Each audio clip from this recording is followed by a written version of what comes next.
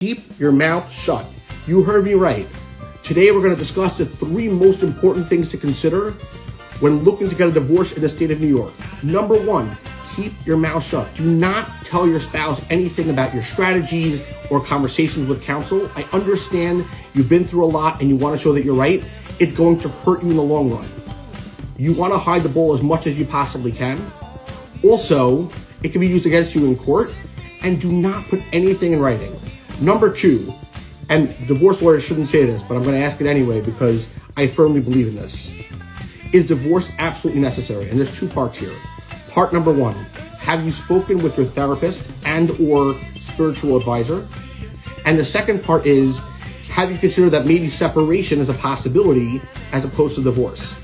And point number 3, will your divorce be contested or uncontested? Contested is expensive and lengthy and not good for the children.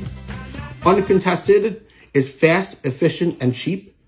It's the best thing in the long run. And anyway, very often in litigation, you get exactly what you would have gotten outside of court. So keep that in mind. Remember those 3 points and have a great day.